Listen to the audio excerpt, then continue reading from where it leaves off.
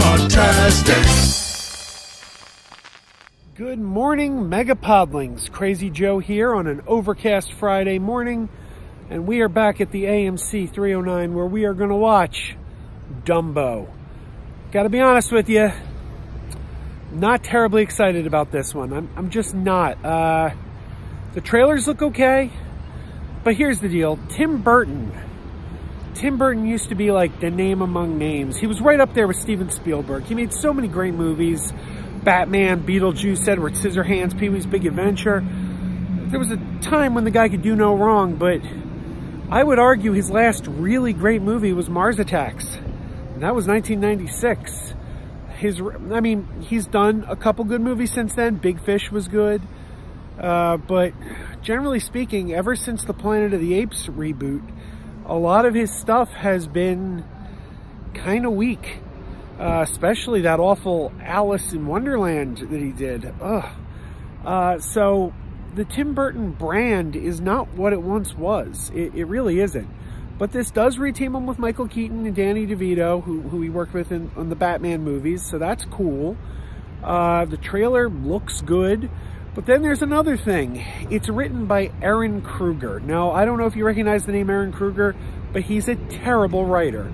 He's the guy who took over the writing duties on Scream 3. And Scream 3 is notoriously the worst of the 4 Scream movies.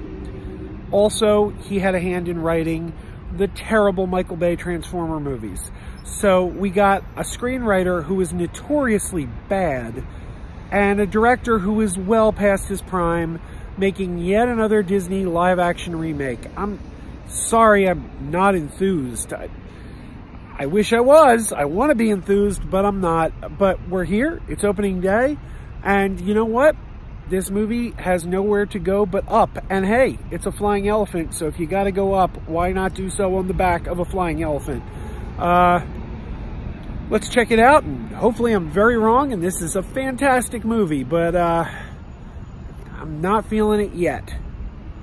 Let's check it out.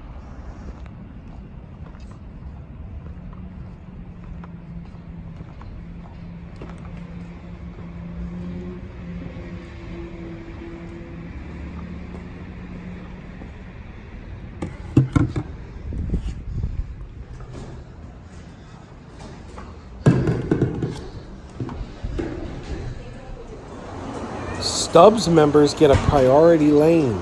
No need to wait in line. Here's an ad advertising the A-list. This is the best deal in movies right now.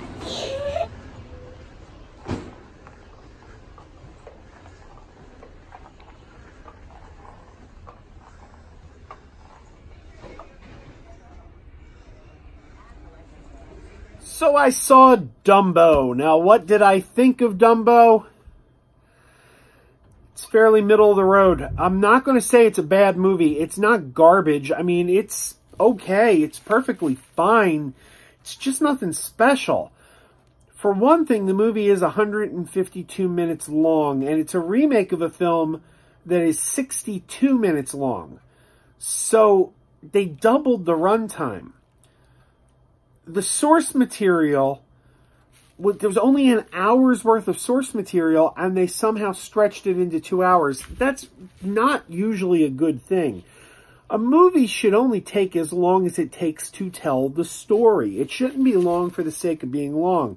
I always say I hate Peter Jackson's King Kong remake because it's 3 hours long, but it's still telling a 90-minute story. It's just telling a 90-minute story in 3 hours. And, you know, you could tell a 3-hour story in 3 hours. You could tell a 90-minute story in 90 minutes.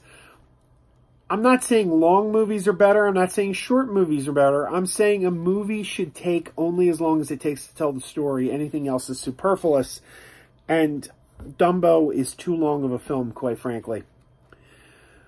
It only uses the original film loosely. Spoilers on the original 1940s animated Dumbo, but the original Dumbo kind of ends with Dumbo learning to fly. The new one, he learns to fly pretty early on, and then it kind of goes in a whole new direction about what now? Now we have this flying elephant. How does this circus use that to their advantage? How do they try to market that? You've got Michael Keaton as a greedy, like, P.T. Barnum type who tries to exploit the elephant. It's, and the movie gets kind of political. I'd argue too political for what should be an escapist children's film. It starts kind of getting into the modern day. You know, there's been a backlash on circuses recently. Ringling Brothers Barnum and Bailey Circus closed. They don't exist anymore. The public has turned against circuses because of the treatment of animals, specifically elephants. Excuse me. And this movie really plays into that. It's very much a modern circuses are bad type of story, which, you know, that's fine, but I'm not sure that that's the story you want to tell in a children's movie. The kids are coming there for fun entertainment to see, you know, a flying elephant. I don't know that they're looking to get a message from the movie. So, but it is what it is. The performances are good. Michael Keaton's good. Danny DeVito's good. Colin Farrell's good. The kids in the movie are pretty good. Special effects are great.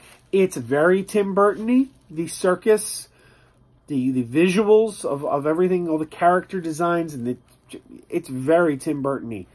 And I would argue it's probably Tim Burton's best movie in years. It might be, now to be fair, I haven't seen Mrs. Peregrine. I have not seen Mrs. Peregrine. So when I say this, that movie is kind of excluded from my critique because I haven't seen it yet.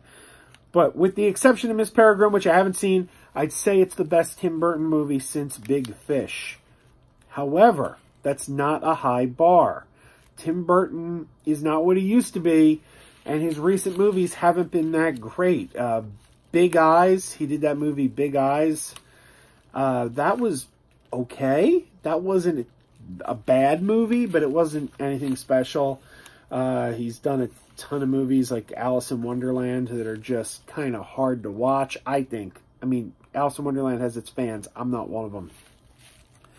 So I would say it's his best movie in years. But that's a really low bar. Oh my God. And Dark Shadows. Oh God, I hated Dark Shadows. I can't tell you how much I hated Dark Shadows. So yeah, it's a low bar. It's a really low bar. And it's a shame because Tim Burton set such a high bar in the 80s with Pee-wee and Beetlejuice and Batman and Edward Scissorhands and Ed Wood. Oh my God, the guy, for a while there in the 90s, he was untouchable. Every movie he made was great. But he's not the same anymore. He's not the same as he once was. And Dumbo is, unfortunately, yet another example that Tim Burton is just not the hit maker he once was. But like I said, I do think it's the best movie he's made in years. Very low bar, and that's not high praise. This movie is very skippable. It's very skippable. If you take the kids to see it, I think you'll be entertained enough. You're not going to walk out and demand your money back. It's not terrible. Very middle of the road. Keep wearing those pajamas. Keep wearing those pajamas with the plastic feet. Keep wearing those pajamas. Tell everyone you meet. Keep wearing those pajamas with the back door flap. Keep wearing those pajamas. Don't open, it's a trap. Oh no, it's a trap. Some people call them PJs, some people call them jammies. They can come embroidered with big money and no whammies. They can have 100 tiny commander Adamas, but no matter how they look, just keep on wearing those pajamas. Keep on wearing those pajamas. Keep wearing those pajamas. And now we're having fun. Keep wearing those pajamas. And now the song is done.